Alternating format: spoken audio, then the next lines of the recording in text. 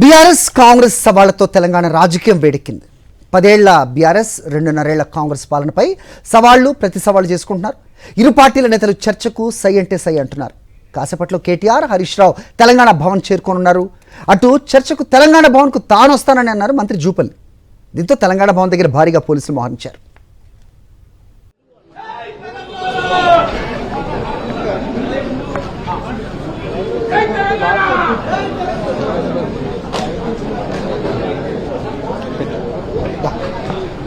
చూస్తున్నాం తెలంగాణ భవన్ నుంచి ప్రత్యక్ష ప్రసారం. ఇప్పుడే వర్కింగ్ ప్రెసిడెంట్ కేటీఆర్ లోపలికి వెళ్తున్న దృశ్యాలు చూసాం.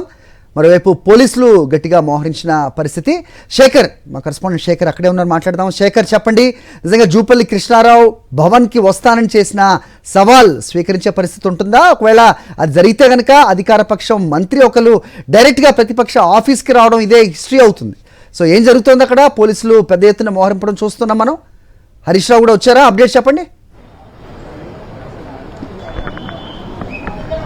సార్, కొంత ఉద్రిక్తత అయితే తెలంగాణ భవన్ దగ్గర ఉందని చెప్పుకోవాలి. భారీ ఎత్తున బీఆర్ఎస్ కార్యకర్తలతో పాటు పోలీస్ బలగాలు కూడా ఇక్కడ మోహరించాయి. నిన్నటి నుంచి బీఆర్ఎస్ వర్సెస్ అధికార పార్టీ సవాళ్లు ప్రతి సవాళ్లు కొనసాగుతున్నటువంటి సిచ్యువేషన్స్ ఉన్నాయి. ముఖ్యంగా కాంగ్రెస్ పార్టీ ఎన్నికల్లో ఇచ్చినటువంటి హామీలు ఎక్కడా కూడా అమలు కావట్లేదు. అశోక్ నగర్ అయినా సరే, అమరవీరుల స్తూపం అయినా సరే, అసెంబ్లీ అయినా సరే చర్చకు సిద్ధమంటూ బీఆర్ఎస్ పార్టీకి సంబంధించినటువంటి వర్కింగ్ ప్రెసిడెంట్ కేటీఆర్ సవాల్ చేశారు. దాని మీద అధికార పార్టీకి సంబంధించినటువంటి మంత్రులు పెద్ద ఎత్తున కూడా రెస్పాండ్ అయ్యారు. ఇక జూపల్లి కృష్ణారావు నేను తెలంగాణ భవన్కి వస్తాను, చర్చిద్దామంటూ ఆయన సవాల్ విసిరారు. ప్రస్తుతం కేటీఆర్ తెలంగాణ భవన్ కు చేరుకున్నారు. ఈ విషయం మీద మాట్లాడేందుకు మనతో పాటు బీఆర్ఎస్ పార్టీకి సంబంధించినటువంటి నాయకులు, ఎమ్మెల్యేలు ఉన్నారు, మాజీ ఎమ్మెల్యేలు ఉన్నారు. సార్, చెప్పండి, ఈ మంత్రుల సవాళ్ళను ఎట్లా చూస్తారు? తెలంగాణ భవన్ కు వస్తాము, చర్చకు సిద్ధము అని. ఇంకా 25 నిమిషాలు ఉంది కదండి, 11 గంటలకు వస్తామన్నారు. మరి వాళ్ళు అన్ని గణాంకాలతో వస్తే సమాధానం చెప్పడానికి మేము సిద్ధంగా ఉన్నాం. ఇది కేవలం డైవర్షన్ పాలిటిక్స్. ఈరోజు ఏదైతే కృష్ణారావు గారు మాట్లాడుతున్నారో, మరి కృష్ణారావు గారికి నేను ఒకటే సవాల్ విసురుతా ఉన్నా. ముందు కొల్లాపూర్లో ఉన్నటువంటి పెంట్లవెల్లి సొసైటీలో రైతులకు రుణమాఫీ కాలేదు, 2.5 ఏళ్ళు అయిపోయింది. ఆ రుణమాఫీ గురించి చర్చకు సిద్ధమా అని చెప్పి అడిగాం. ఈరోజు కృష్ణారావు కేవలం తన ఉనికి కోసం, తన పదవిని కాపాడడం కోసం మాత్రమే ఈ పాలిటిక్స్ చేస్తూ ఉన్నాడు. మరి వాళ్ళు ఎక్కడ చర్చకు సిద్ధమన్నా జూపల్లి కృష్ణారావు గారికి రామన్నను, హరీష్ అన్నతో చర్చ అవసరం లేదు. మేము సరిపోతాం, జిల్లాలో సరిపోతాం, లేదంటే నియోజకవర్గంలో అంబేద్కర్ చౌరస్తాలో పెడతాం.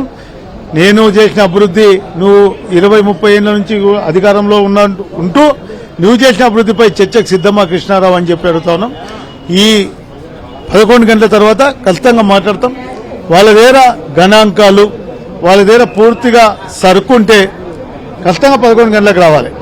వాళ్ళు కనుక రాకపోతే కేవలం డైవర్షన్ కోసం వాళ్ళు ఇచ్చిన హామీలు అమలు చేయలేని పరిస్థితిలో డైవర్షన్ పాలిటిక్స్ చేస్తా ఉన్నారు. కాబట్టి ఇది కేవలం డైవర్షన్ పాలిటిక్స్ తప్పితే మరి ఏం కాదని చెప్తారు. Thank you.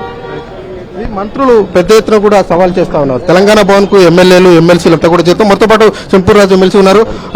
ఎట్లా చూడొచ్చు ఈ సవాళ్ళని? ఎట్లా చూడొచ్చు? సవాల్ వస్తే స్వీకరించి మామూలు రెడీగా ఉన్నారు ఇక్కడ రావడానికి. వాళ్ళే తోక ముడిచిపోతా ఉన్నారు కదా. మా పార్టీ నాయకులందరూ కూడా భవన్ లో ఉన్నాం. 2 మాజీ మంత్రులు ఉన్నారు, హరీష్ రావు గారు, కేటీఆర్ గారు కూడా ఉన్నారు. ఖచ్చితంగా వచ్చి చర్చకు సిద్ధంగా ఉన్నాం బీఆర్ఎస్ తరఫున. కొద్దిసేపటి క్రితమే కేటీఆర్ వర్కింగ్ ప్రెసిడెంట్ హరీష్ రావు కూడా ఇక్కడికి చేరుకున్నటువంటి పరిస్థితులు ఉన్నాయి. హరీష్ రావు ఇప్పటికే వచ్చారు. ఫైళ్లు, డేటాలతో పాటు హరీష్ రావు వచ్చారు. సార్, మంత్రులంతా కూడా ఇక్కడికి వస్తాము, సవాలు చేస్తాము, చర్చకు సిద్ధమని. అసెంబ్లీలోనే మాట్లాడడం, ఇక్కడ కూడా మాట్లాడడానికి సిద్ధంగా ఉంటాం. నిజాయితీ ఉంటే, చిత్తశుద్ధి ఉంటే, వాళ్ళ మాటల మీద వాళ్ళకి నమ్మకం ఉంటే వాళ్ళు చర్చకు రావాలని నేను పిలుపునిస్తా ఉన్నాను. ఇది చర్చకు రావాలి అని సవాలు విసురుతున్నటువంటి పరిస్థితులు ఉన్నాయని చెప్పుకోవచ్చు. హరీష్ రావు, కేటీఆర్ ఇద్దరు కూడా తెలంగాణ భవన్ కి చేరుకున్నారు. 11 గంటలకు మేము ఇక్కడ. శేఖర్, సో 11 గంటల సమయం ఓకే, బట్ నిజంగానే అధికార కాంగ్రెస్ మంత్రి జూపల్లి కృష్ణారావు తెలంగాణ భవన్కు వచ్చే పరిస్థితులు ఉంటాయా? నిజంగా ఎస్, అఫ్ కోర్స్ వీళ్ళు వచ్చారు, సో వస్తే స్వాగతం అంటున్నారు. కానీ వస్తే కనుక ఇది ఒక రకమైన నిజంగా ఆప్టిక్స్ అని కూడా చెప్పొచ్చు. అలాంటి పరిస్థితులు ఉన్నాయా? వస్తారని వీళ్ళు నిజంగానే ఆశిస్తున్నారా, లేదంటే మీడియా ముఖంగా చెప్తున్నారా? ఎలా చూడాలి? చూడాలి. నిన్న జూపల్లి కృష్ణారావు సవాల్ చేశారు, తెలంగాణ భవన్లో చర్చకు మేము సిద్ధమంటూ సవాల్ చేశారు. జూపల్లి కృష్ణారావు సవాల్కి బీఆర్ఎస్ పార్టీకి సంబంధించినటువంటి వర్కింగ్ ప్రెసిడెంట్ అట్లాగే assembly floor deputy floor leader Harish Rao స్వీకరించారు. మేము చర్చకు సిద్ధంగా ఉన్నాం, డాక్యుమెంట్స్ అన్ని మా దగ్గర ఉన్నాయి, ఆధారాలు లెక్కలతో పాటు ఇక్కడికి రావాలంటూ సవాల్ విసిరినటువంటి పరిస్థితులు ఉన్నాయని చెప్పుకోవచ్చు. అయితే మంత్రి జూపల్లి కృష్ణారావు షెడ్యూల్లో మాత్రం తెలంగాణ భవన్కు సంబంధించినటువంటి అంశం ఎక్కడ లేదు. ఈరోజు గాంధీ భవన్లో ప్రజలతో ముఖాముఖి అన్నటువంటి కార్యక్రమం ఉంది.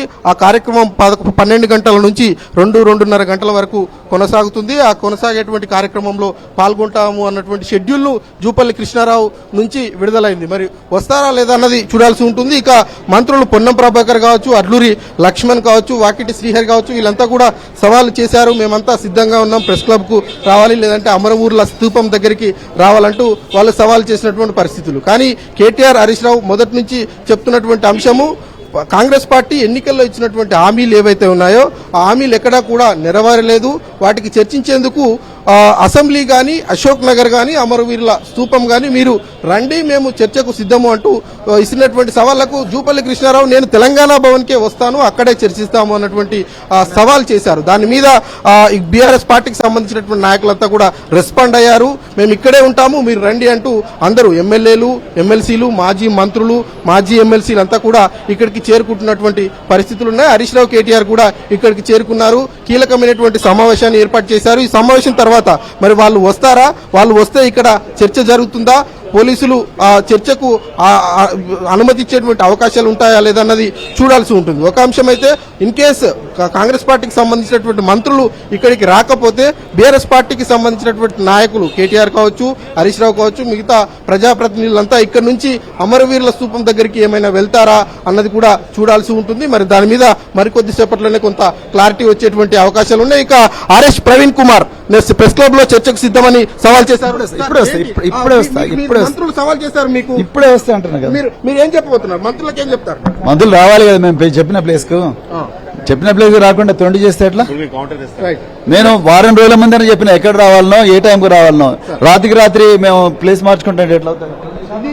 వారం రోజుల నుంచి నేను సవాల్ చేస్తా ఉన్నా, మంత్రులు రెస్పాండ్ కావట్లేదు, తొండాట ఆడుతున్నారు అటువంటి విషయాన్ని ఆర్ఎస్ ప్రవీణ్ కుమార్ కూడా చెప్తా ఉన్నారు. ఆయన కూడా సమావేశంలో పాల్గొంటారు. దీని సమావేశం తర్వాత తదుపరి కార్యాచరణ ఏంటి, వీళ్ళు ఇక్కడే ఉంటారా, ఇక్కడ నుంచి ప్రెస్ క్లబ్ కానీ, అమరవీరుల స్తూపం కానీ ఇంకా వేరే కార్యాచరణ ఏదైనా ప్రకటన చేస్తారా, బయలుదేరతారా అనేది చూడాల్సి ఉంటుంది. హరి రైట్ శేఖర్, మొత్తానికి తెలంగాణలో సవాళ్లు ప్రతి సవాళ్లతో నిజంగా ఒకంత టెన్షన్ వాతావరణం అయితే సృష్టిస్తున్నారు రాజకీయ నేతలు. దీని అంతటిలో సామాన్యులకు ఎలాంటి ఇబ్బందులు కలుగుతాయి, ట్రాఫిక్ కష్టాలు తప్పవా అనే క్వశ్చన్ కూడా వస్తున్న క్రమం చూస్తున్నాం. ఎందుకంటే అటు తెలంగాణ భవన్లో అటు హరీష్ రావు అలాగే కేటీఆర్ కూడా అక్కడికి వచ్చారు. మంత్రి జూపల్లి 11 o'clockకి ఇక్కడ తెలంగాణ భవన్ వస్తారు అన్న నేపథ్యంలో మేము చర్చకు సిద్ధం అంటున్నారే కానీ జూపల్లి వస్తే ఆయన్ను ఆహ్వానిస్తాం, చర్చకు మేము కూర్చుంటాం అని అయితే ఎక్కడ చెప్పిన దాఖలా కనిపించట్లేదు. మరోవైపు ప్రెస్ క్లబ్కి రావాలంటూ ఆర్ఎస్ ప్రవీణ్ కుమార్ సవాల్ విసిరారు. ఇటు కాంగ్రెస్ నాయకులు వెళ్ళి గన్ పార్క్లో కూర్చున్నారు. ఏం జరుగుతుంది? ముఖ్యంగా ఇక్కడ బీసీ సంక్షేమ శాఖ మంత్రి పొన్నం ప్రభాకర్ గన్ పార్క్ వద్ద మాట్లాడుతున్నట్టు తెలుస్తోంది. ఒకసారి వెళ్దాం అక్కడికి. మంత్రి జూపల్లి కృష్ణారావు ఆరోపణలకు కౌంటర్ ఇచ్చారు మాజీ మంత్రి శ్రీనివాస్ గౌడ్. 5 ఏళ్లు బీఆర్ఎస్ ప్రభుత్వంలో మంత్రిగా పనిచేసిన జూపల్లి ఆనాడు కేసీఆర్ పాలనను పొగిడారని గుర్తు చేశారు. ఇప్పుడు మరి కాంగ్రెస్ ప్రభుత్వంలో ఉండి విమర్శలు చేయటం ఏంటని శ్రీనివాస్ గౌడ్ ప్రశ్నిస్తున్నారు.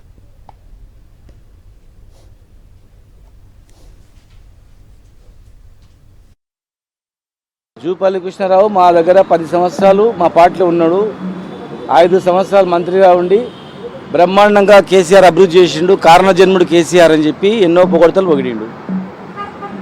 మరి జిల్లాలో పెండింగ్ ప్రాజెక్టులన్నీ కంప్లీట్ అయినాయి, పాలమూరు రంగారెడ్డి జిల్లా ప్రాజెక్టు స్టార్ట్ అయిందని చెప్పి మీడియాని అందరిని తీసుకెళ్ళి అపర భగీరథుడు అని చెప్పి ఎన్నో గొప్పలు చెప్పిండు. మరి పార్టీ మారిన మరుక్షణమే దేవుడు దయమవుతాడా? కనీసం ఉండాలి కదా కానీ కొంతనన్నా. అప్పు పార్లమెంట్ సాక్షిగా పార్లమెంట్లో ప్రకటించిండ్రు. మేము ఏం చేసినాం అనేది పార్లమెంట్ సాక్షిగా అనేక మంత్రులు పొగడిండ్రు. కేంద్రంలో 20 అవార్డులు వస్తే 15 అవార్డులు తెలంగాణకి వచ్చేటివి. తప్పు తెచ్చినామో మీరు అప్పు అంటారు, మేము తెచ్చి తప్పు కాదు, అది పెట్టుబడి. మేము పెట్టిన పెట్టుబడికి లక్షల కోట్ల సంపద తెలంగాణ ఇట్లా పెరిగిపోయింది.